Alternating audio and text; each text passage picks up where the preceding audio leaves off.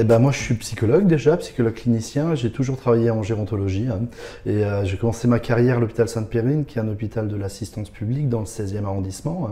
Donc je me suis occupé vraiment dans mon cœur de métier, c'est la maladie d'Alzheimer, donc de l'annonce du diagnostic avec des gens qui vivent encore chez eux et qui ont toute conscience et toute perception de leur état, jusqu'à la fin de vie en long séjour psychogériatrique avec des personnes qui ont perdu beaucoup de leur conscience et de leur capacité à vivre seul et à pouvoir s'assumer. Mais rapidement, à l'hôpital, j'ai eu l'opportunité de développer une activité autour de la gérontologie sociale, on va l'appeler de cette manière-là, c'est-à-dire d'une manière plus globale, et j'ai pu rencontrer des tas de gens et du domicile et des EHPAD, d'autres endroits que l'hôpital, et de la vie finalement dans la cité, dans la société, pour des personnes âgées Alzheimer, et progressivement aussi pour des vieux, je vais dire entre guillemets lambda. Et en 2010, je crois, j'ai rejoint la Fondation de France, où j'ai été membre du comité personnes âgées de la Fondation de France, et j'ai eu la présidence du comité personnes âgées au bout de quelques temps. J'ai développé toute une activité libérale, mais plus au service des institutions. C'est-à-dire que je fais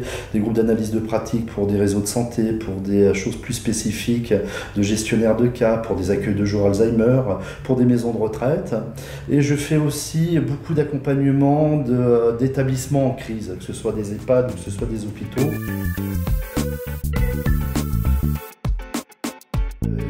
En tous les cas, la crise sanitaire a fait que des établissements qui n'étaient pas en crise, mais qui étaient en passe de le devenir, le sont devenus. C'est-à-dire que finalement la crise a fait émerger toutes les failles, toutes les fragilités qu'il pouvait y avoir, et donc il y a eu évidemment tout le vécu de la crise qui était en particulier l'année dernière, quand même, avec tous les morts qu'il y a pu y avoir, toute la gestion quasiment vécue comme inhumaine qu'il pouvait y avoir, parce qu'il y avait manque de personnel, parce que les résidents étaient isolés, parce que la mort était mal accompagnée. Bon, j'ai eu beaucoup d'activités avec des groupes de parole, avec des accompagnements évidemment individuels ou en groupe de la souffrance des soignants, enfin d'une souffrance légitime, mais aussi d'une souffrance autour de la valeur autour des soins, ou du sens que l'on donne à notre activité et la remise en question que pouvait donner cette crise. J'ai connu Hold Up à la Fondation de France, déjà parce que la Fondation de France a financé depuis de longues années des activités de Hold Up, jusqu'à ce que Marie-Françoise et Martine Gruer me proposent de rejoindre le comité scientifique de Hold Up en y prenant la coprésidence pour accompagner un peu Hold Up. Donc c'est vraiment, moi j'ai rejoint Hold Up avec un grand plaisir, parce que ça correspond entièrement à ma pratique professionnelle de donner, en gros, de donner la parole aux vieux. Enfin, moi, c'est toujours ce que j'ai valorisé. L'utilité, elle est fondamentale, elle est primordiale, parce que c'est des gens, j'allais dire, comme tout le monde, qui pensent et qui disent voilà ce que nous, on éprouve à ce moment de notre vie. Donc, évidemment, c'est très, très utile, parce que là, j'allais dire, c'est l'usager lui-même qui parle. Enfin, il n'y a pas mieux. Donc, évidemment, de le structurer dans une association avec quelque chose de l'ordre du scientifique, pas simplement de l'expression du vécu, mais du scientifique et de la publication, d'essayer de mettre ça en ordre et en forme, ça ne peut qu'aider l'ensemble de la population à avoir une autre image de la vieillesse et avoir une image qui correspond à celle que vivent les gens.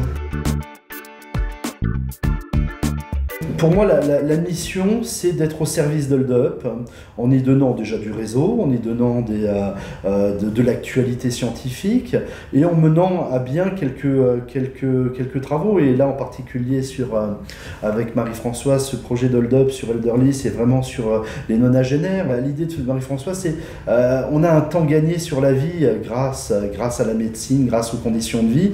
Donc ça c'est vraiment un travail important qu'on va mener sur ce temps gagné, finalement, ce temps qui reste, ce temps gagné, qu'est-ce qu'on en fait, quel sens il a, comment il rééclaire aussi la vie. On travaille aussi là sur l'intergénérationnel, enfin, ou sur la rencontre des générations. Ça aussi, il y a quelque chose pour moi aussi véritablement à penser, accompagner, dans une autre vision que l'on a habituellement de l'intergénérationnel, qui oppose souvent des très vieux avec des très jeunes. Mais pour moi, l'intergénérationnel, c'est même une génération d'écart, ça c'est l'intergénérationnel.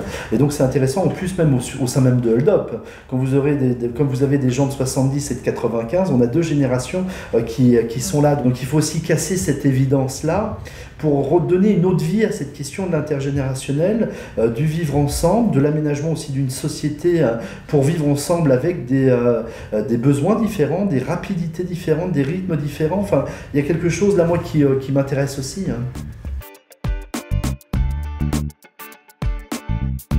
Pour moi, il faut qu'on arrive à faire tomber la barrière de celui qui vit à domicile, de celui qui vit en EHPAD, comme si c'était deux personnes différentes. Là, je pense que Hold Up peut vraiment aider sur ce chemin-là en disant, mais finalement, peu importe où vit le vieux, parce qu'on en est bien là, c'est-à-dire, peu importe aussi son état de santé, parce que si on est en EHPAD, c'est souvent qu'on présente une dépendance, ça peu importe ça, comment on considère quand même la parole de celui qui est là, et comment on arrive aussi à sensibiliser, à former, à déformer, à faire rentrer, peut-être parfois même au marteau-piqueur, dans ces générations plus jeunes de soignants, que leur vision de la vieillesse n'est pas forcément le vécu de la vieillesse des autres.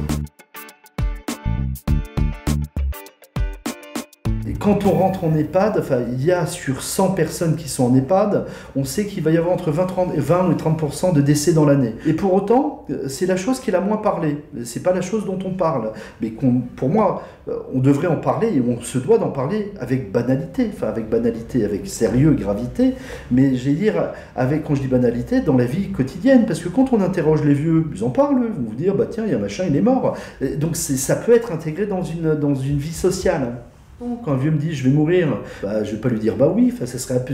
Et si je lui dis bah non, il fait bah alors vous voulez pas écouter ce que j'ai à dire. Par contre, si je lui dis bah, qu'est-ce que vous en pensez, qu'est-ce que vous avez à en dire, et bah là je donne une parole qui va se déployer, qui va pouvoir apporter, qui peut pouvoir donner du sens à la personne et me donner du sens. Et l'EHPAD est juste un symptôme, hein, c'est plutôt le symptôme d'une société qui a du mal à voir cette réalité de la mort et de l'aborder avec sérénité et avec créativité aussi. Hein.